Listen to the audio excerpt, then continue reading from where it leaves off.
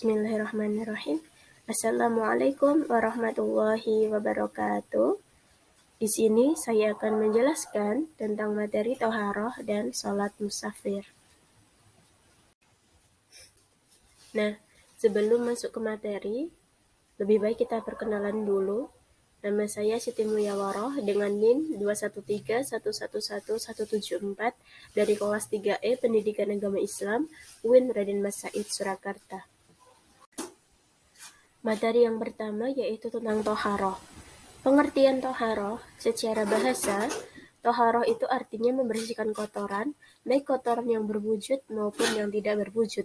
Kemudian, secara istilah, toharoh adalah menghilangkan hadas, najis, dan kotoran dari tubuh yang menyebabkan tidak sahnya ibadah dengan menggunakan air atau tanah yang bersih atau suci. Cara toharoh yang pertama yaitu wudhu. Nah, wudhu berasal dari kata wabo'ah yang berarti kebersihan atau baik. Nah, secara sederhana, wudhu adalah salah satu cara untuk mensucikan anggota tubuh dengan air. Nah, rukun wudhu itu ada 6. Yang pertama niat, yang kedua membasuh muka, yang ketiga membasuh kedua tangan sampai siku, yang keempat membasuh sebagian kepala, yang kelima membasuh kedua kaki sampai mata kaki, dan yang keenam itu tertib atau berurutan.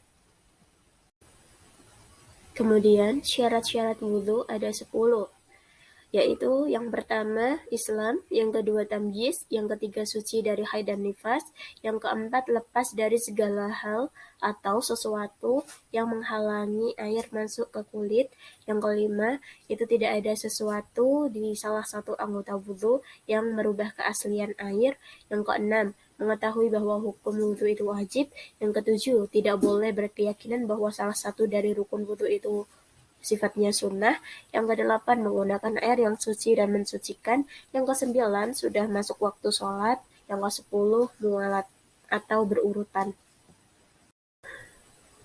Materi yang berikutnya yaitu hal-hal yang membatalkan wudhu.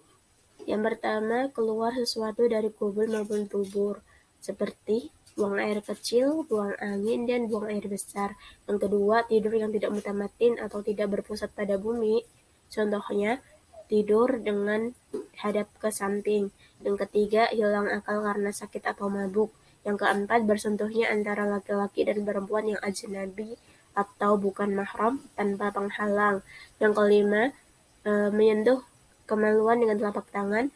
Yang keenam, menyentuh dubur dengan telapak tangan tanpa penghalang. Materi yang selanjutnya yaitu tayamum. Tayamum adalah cara bersuci dari hadas besar maupun hadas kecil dengan menggunakan debu atau tanah sebagai pengganti air pada kondisi tertentu. Nah, rukun tayamum itu ada 4. Yang pertama, membaca niat. Yang kedua, mengusap wajah dengan sekali usapan. Yang ketiga, mengusap kedua tangan hingga siku-siku dengan tanah. Yang keempat, berurutan atau tertib. Kemudian, syarat-syarat tayamum. 1. Tidak adanya air yang cukup untuk wudhu atau mandi. Yang kedua, tidak mampu menggunakan air seperti orang yang lemah, orang yang dipenjara, atau takut binatang buas. Yang ketiga, sakit atau memperlambat sembuh dari sakit bila menggunakan air. Yang keempat, jumlah air yang tersedia sedikit, hanya dapat digunakan untuk menyambung hidup. Yang kelima, tidak adanya alat untuk menimba atau mengambil air meskipun di dalam sumur itu ada airnya. Yang keenam, takut habisnya waktu sholat sedangkan untuk mendapatkan air sangat susah. Yang ketujuh, kondisi yang sangat dingin. Yang kedelapan, sudah masuk waktu sholat. Nah, selanjutnya, hal-hal yang membatalkan tayamum. Yang pertama, semua hal yang membatalkan wudhu itu juga membatalkan tayamum. Yang kedua, melihat air yang bisa dipakai untuk berwudhu. Yang ketiga, yaitu murtad atau keluar dari Islam itu juga membatalkan tayamum. Kemudian materi yang selanjutnya yaitu dalil atau dasar hukum tentang wudhu dan tayamum, yaitu terdapat pada Quran Surat Al-Ma'idah ayat 6 yang berbunyi A'udzubillahi minasyaitonirrajim يا أيها الذين آمنوا إذا قمتم إلى الصلاة فاغسلوا وجوهكم وأيديكم إلى المرافق وامسحوا برؤوسكم وأرجلكم إلى الكعبين وإن كنتم جنبا فاطهروا وإن كنتم مرضى أو على سفر أو جاء أحد منكم من الغائط أو لامستم النساء فلم تجدوا ماء فتيمموا صعيدا طيبا فامسحوا بوجوهكم وأيديكم منه ما يريد الله ليجعل عليكم من حرج ولكن يريد ليطهركم وليتم نعمته عليكم la'allakum tashkurun, yang artinya, wahai orang-orang yang beriman, apabila kamu hendak melaksanakan sholat, maka basuhlah wajahmu dan tanganmu sampai ke siku, dan sapulah kepalamu dan basuh kedua kakimu sampai ke kedua mata kaki, dan jika kamu junub, maka mandilah, dan jika kamu sakit atau dalam perjalanan atau kembali dari tempat buang air atau menyentuh perempuan, maka jika kamu tidak menemukan air, maka bertayamumlah dengan debu yang baik atau suci. Usaplah wajahmu dengan tanganmu dengan debu itu. Allah tidak ingin menyulitkan kamu, tetapi Dia hendak membersihkan kamu dan menyempurnakan nikmat-Nya bagimu agar kamu bersyukur. Untuk materi yang berikutnya yaitu lafal niat wudhu dan tayamum. Lafal niat wudhu yaitu nawaitul wudhu'a biraf'il hadatil asghari fardhu lillahi ta'ala, yang artinya saya berniat wudhu untuk menghilangkan hadas kecil karena Allah Ta'ala. Sedangkan niat tayamum yaitu nawaitu tayammuma liistibahati sholati lillahi ta'ala, yang artinya aku berniat tayamum agar diperbolehkan sholat karena Allah. Kemudian materi yang selanjutnya tata cara tayamum. Yang pertama membaca niat. Seperti tadi yang sudah diajarkan, niatnya yaitu nawaitu tayammuma istibahati sholati lillahi ta'ala. Kemudian yang kedua, mengambil debu dengan kedua tangan lalu ditiup dan diusapkan ke muka. Dan di sini kita mengambil debu yang kira-kira suci seperti di dinding. Contoh, saya ambil di dinding. Gini. Kemudian saya tiup, lalu diusapkan ke muka.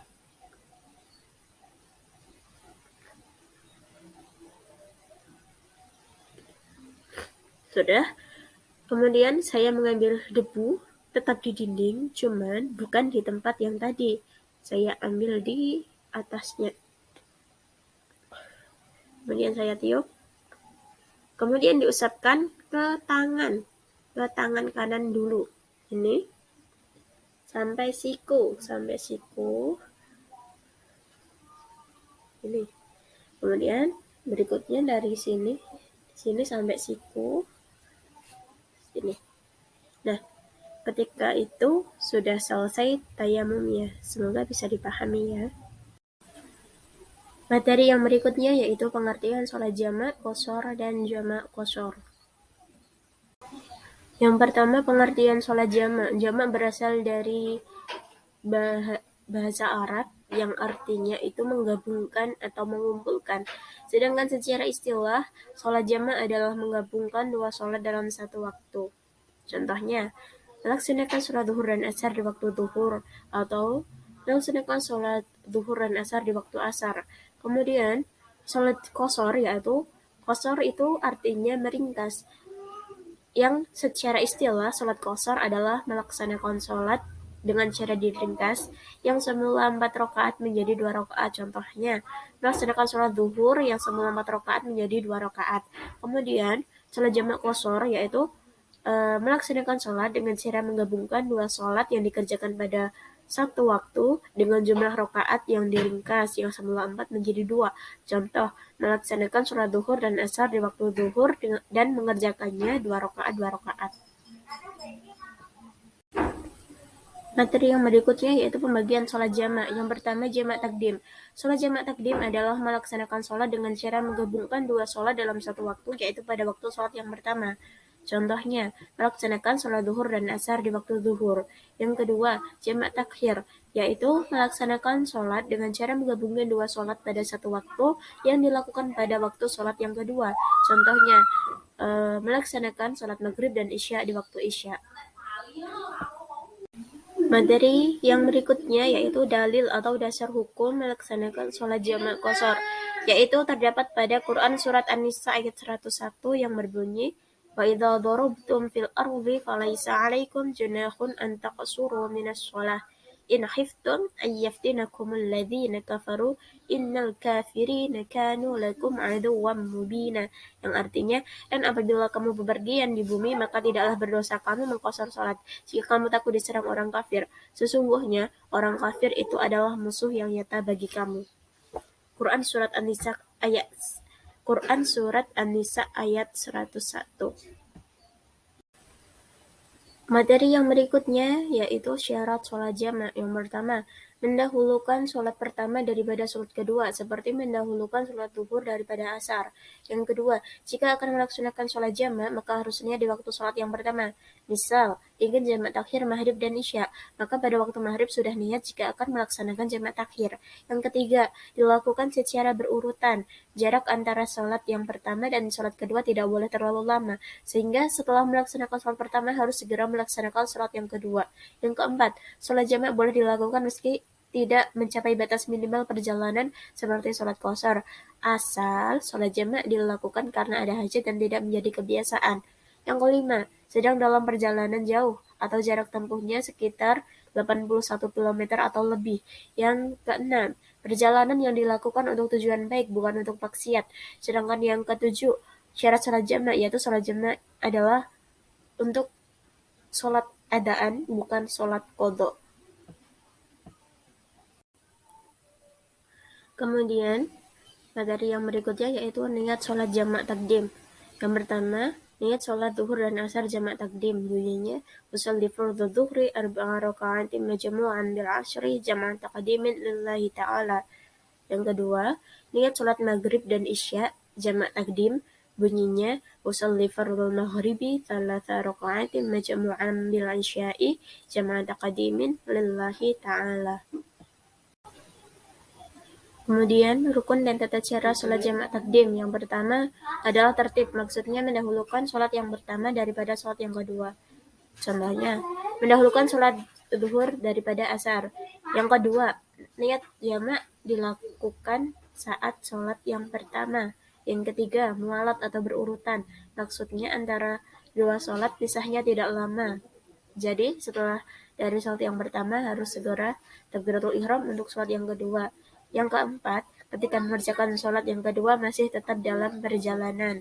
Dan yang untuk catatan, itu tidak boleh bermakmum pada orang yang mukim. Kemudian materi yang berikutnya yaitu niat sholat jamak takhir.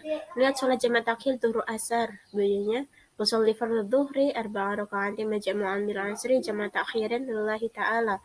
Kemudian, niat sholat jamak takhir maghrib isya berbunyi, usolli fardhu maghribi thalatha raka'atin majmu'an bil isya'i jamak takhirin lillahi ta'ala. Materi yang berikutnya yaitu rukun dan tata cara sholat jamak takhir. Yang pertama, membaca niat sholat jamak takhir. Yang kedua, takbiratul ihram. Yang ketiga, melaksanakan sholat zuhur 4 rakaat seperti biasa. Yang selanjutnya, setelah sholat zuhur langsung melanjutkan sholat asar 4 rakaat beserta membaca niat sholat asar tanpa ada pemisah untuk melakukan sholat sunnah. Materi yang berikutnya yaitu syarat sholat qashar. Yang pertama, perjalanan jauh dengan jarak tidak kurang dari 90 km. Yang kedua, perjalanan dilakukan dengan tujuan baik, bukan untuk maksiat. Yang ketiga, berniat sholat qashar pada saat takbiratul ihram. Yang keempat, sholat yang diqashar bukan sholat qadha. Yang kelima, sholat yang boleh diqashar hanya sholat yang 4 rakaat saja.